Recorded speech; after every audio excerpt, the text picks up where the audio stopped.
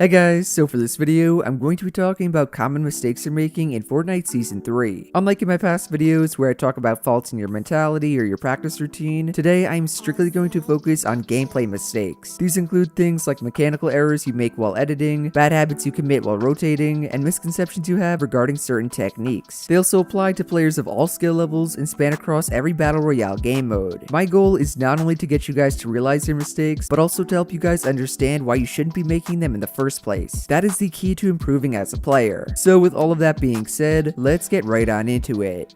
The first and most common mistake I see you guys making is constantly jumping as you rotate on foot. Yes, you heard that correctly, jumping a lot while running is a mistake. Here's why. Whenever you jump in Fortnite, you're making yourself a much easier target to hit. Just think about it. While you're in midair, you cannot move right or left. You are forced to come down from your jump in a straight line. Due to that fact alone, any good player can predict where you'll land, track you through your jump, and headshot snipe you with ease. Have you ever noticed that most of the time people get sniped, it's as they're coming down from a jump? You have, right? That is not a coincidence. Jumping has and always will make you an easier target to hit. Alright, how should you be rotating on foot then? The simple answer is to do what pros like FaZe Wizzle do and move unpredictably right and left. That's it. By quickly moving side to side instead of jumping up, you're making it much harder for your opponent to track you. They either have to predict which direction you're going to stay in or which direction you're going to quickly turn to. Both of those options are extremely difficult to guess. Something else FaZe Wizzle does on top of this is utilize his double movement binds. Double movement binds are something I brought up a lot in the past. They allow keyboard and mouse players to have 360-degree movement. When used correctly, they also make your movement even more unpredictable. Look at this clip from Bizzle. You cannot tell me strafing right and left with double movement binds is not broken. Click said himself that Bizzle was impossible to track when he used them. Now, the one and only time I advise you to jump while rotating is when you're checking behind you. It is way better to quickly do a 180 jump and retain your momentum than it is to fully stop and turn around. I want to make it clear I am not telling you to never jump. You should still jump when you need to in fights and to get around the map. I'm just letting you know it is a huge mistake to spam jump while running to zone. So for all you people watching who constantly get sniped, stop jumping and start strafing side to side. Second mistake on my list is not shaking down your knocked opponents. In case you don't know, you are able to do what's called shaking down your opponents once they're knocked. Just go up to them, press the shakedown button, not the carry button, and your character will start shaking them down. After the full animation goes off, the remaining players in your opponent's team will be highlighted, essentially giving you wall hacks. Seems pretty busted, right? Well, that's because it is. The shakedown mechanic is insanely strong when used correctly. You get real-time vision of your opponents through walls, floors, structures, basically everything for up to a full minute. Its only downside is that the animation cannot be cancelled once you start it. Oh, and you can also not shoot or build as you shake them down. For those of you who did not know this feature existed, I guess I cannot blame you, but for those of you that did and still don't utilize it, you are making a huge mistake. Way too many players try to finish their knocked opponents right away. Bugga even admitted on stream that this is one of his worst habits. He just cannot stop himself from automatically eliminating whoever he has down. That is not a good habit to have. One useful tip for deciding whether or not you should actually shake your opponent down is to think about where the rest of the knocked player's teammates are. For example, if you just 1v1'd a guy in a trio match and his teammates are about to push you, then you should not shake him down. Not only is it better to get his loot and siphon from the elim, but it's also way too risky considering how long the animation takes. Another example is if your opponent is about to get res. You do not want the other team to have a numbers advantage, so you should just finish him. On the other side of it, if you have a down guy boxed up and his teammates are hiding, then there's no reason not to shake him down. Like I said before, it gives you free wall hacks. Why would you not want that to help you win the fight? So again, just like I said with jumping while rotating to zone, you do not always want to shake down your knocked opponents. It completely depends on the situation or engagement. Do you have a numbers advantage yourself? Do you need the 50 health or shield? Does your teammate need immediate help? These are the questions you gotta ask yourself and your teammate before you shake down your opponent. At the same time though, you need to be aware that it is a huge mistake to not shake down your opponents when you easily can. You're giving up free wall hacks that can win you the fight alone for no reason. We do not do things for no reason around here. So for the love of Papa Jarian, do me proud and incorporate shakedowns into your team gameplay.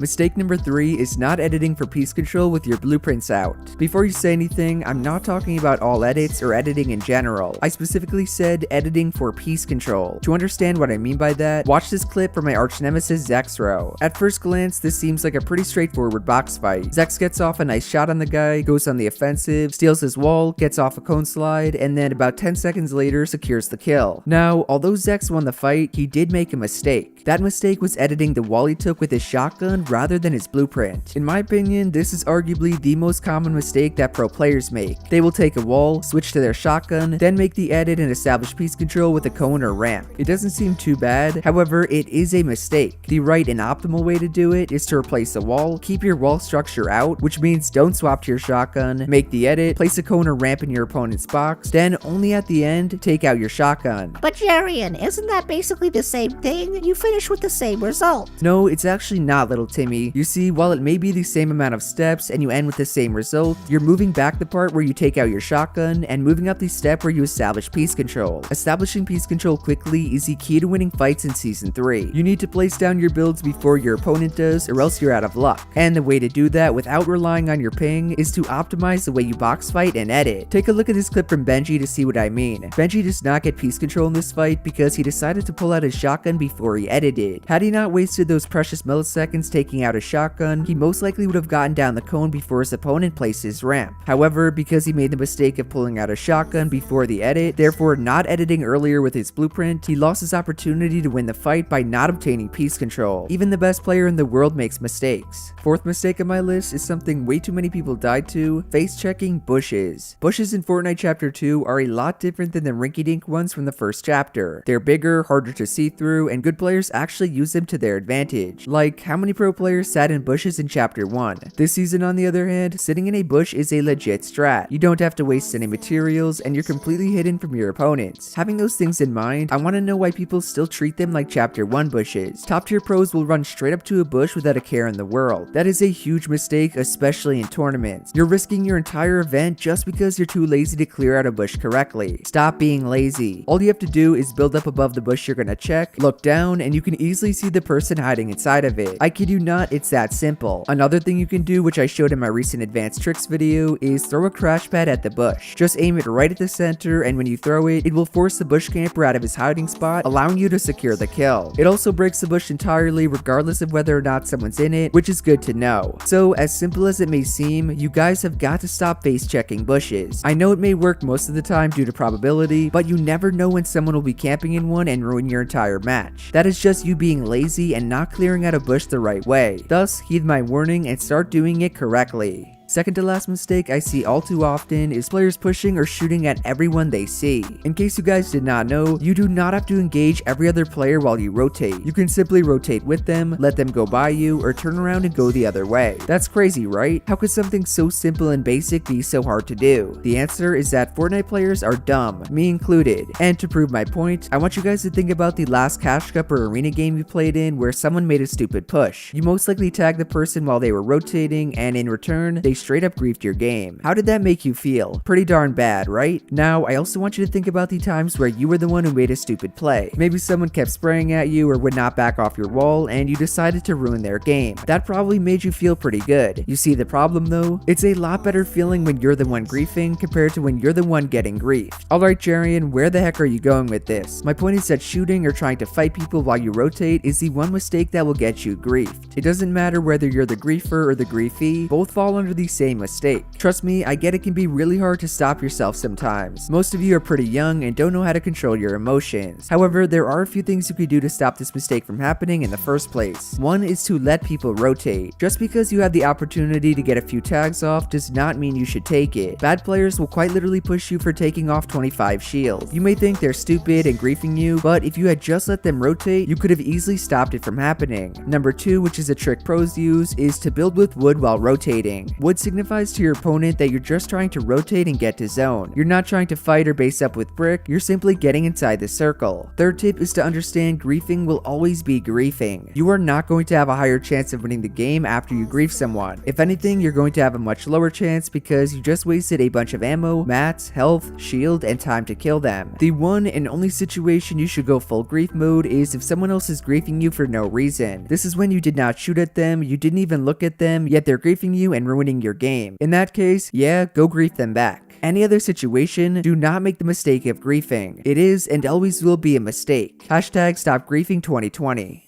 The last and final mistake you're making is not subscribing to my YouTube channel. Currently, about 60% of you guys watching are not yet subscribed. What the heck are you doing? Subscribing is free, gets you my videos earlier, and actually gets my videos in your sub box. Not to mention, I never sell out and beg for likes, I don't do cringe 5-minute intros where I wish bad luck on you, and I do not clickbait. Your boy is here just trying to get to 1 million subs and helping you guys get better at the game. I personally think that's more than worthy of hitting the subscribe button. Also, if you don't, you'll have 15 years of bad luck. Kidding, I'm not that cringe. Overall guys, those are the most common mistakes you're making in Fortnite Season 3. Let me know down below which one you make the most, as well as any I may have missed out on. On top of that, if you enjoyed the video or learned something new, do be sure to drop a like, subscribe to the channel, and to turn on post notifications. Shout out to everyone using code Jarian. In case you guys don't know, I made a second channel called More Jarian. I'm definitely gonna start posting on it very soon. I just need some ideas for it. Give me some ideas down below. Otherwise, that's it from me, and I will see you guys in the next one. Later.